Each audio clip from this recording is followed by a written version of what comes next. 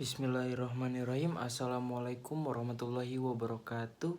Perkenalkan, nama saya Muhammad Syafa Layuba dengan NPM 2021010170. Baik, saya di sini dari semester 6.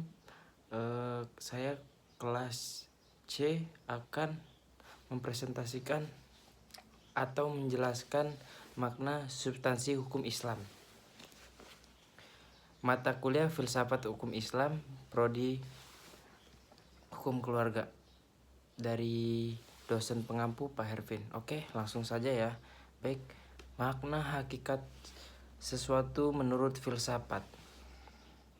Definisi hakikat atau esensial adalah pernyataan hakikat sesuatu, yaitu suatu pengertian yang abstrak, hanya mengandung unsur-unsur pokok yang diperlukan untuk memahami suatu golongan tertentu dan untuk membedakannya dari golongan-golongan lain, sehingga sifat-sifat golongan tersebut tidak termasuk dalam hakikat sesuatu itu. 2. Definisi yang disebutkan dalam ilmu mantik atau logika sebagai jami membuat dan mani menolak adalah definisi yang paling penting dalam ilmu pengetahuan dan filsafat. Pengertian filsafat hukum Islam. Filsafat hukum Islam terdiri dari 3 kata, yaitu filsafat hukum dan Islam. Filsafat hukum adalah pengetahuan tentang pemikiran mendalam tentang berbagai aturan yang berlaku dalam kehidupan manusia, baik aturan bermasyarakat maupun aturan negara. Hukum adalah peraturan-peraturan tentang perbuatan dan tingkat laku manusia dalam lalu lintas hidup. Secara tingkat hukum berarti ketetapan. Adapun pengertian filsafat hukum Islam adalah kajian filosofis tentang hakikat hukum Islam, sumber asal muasal hukum Islam, dan prinsip penempatannya serta manfaat hukum Islam bagi kehidupan masyarakat yang melaksanakannya. Faktor yang menjadi ciri filsafat hukum Islam yaitu 1. Wacana atau argumentasi, yaitu menandakan bahwa filsafat memiliki kegiatan berupa pembicaraan yang mengandalkan pada pemikiran rasio tanpa verifikasi uji empiris atau perbincangan dengan menutup mata.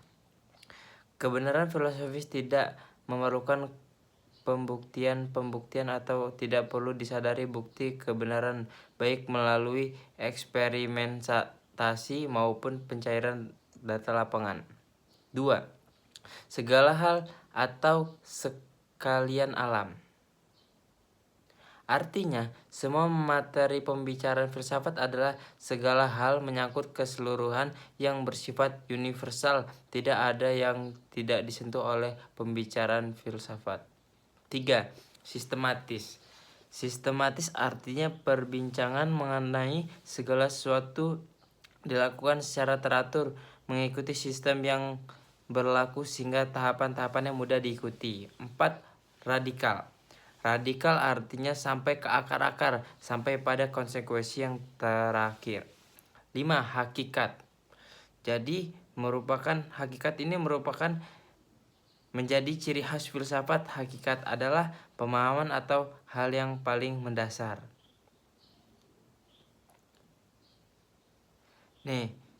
Jadi segala hal yang dipikirkan oleh filsuf berkaitan dengan hal-hal berikut. Yang pertama, berhubungan dengan sesuatu yang bersifat metafisik yang tidak dapat dilihat. Dan yang kedua, berhubungan dengan alam semesta yang fisikal dan terbentuk oleh hukum perubahan. 3. Segala sesuatu yang rasional dan irasional. 4. Sesuatu yang bersifat natural dan supernatural. 5. Berhubungan dengan akal, rasa, pikiran, intuisi, dan persepsi. 6. Sehubungan dengan hakikat yang terbatas dan yang tidak terbatas.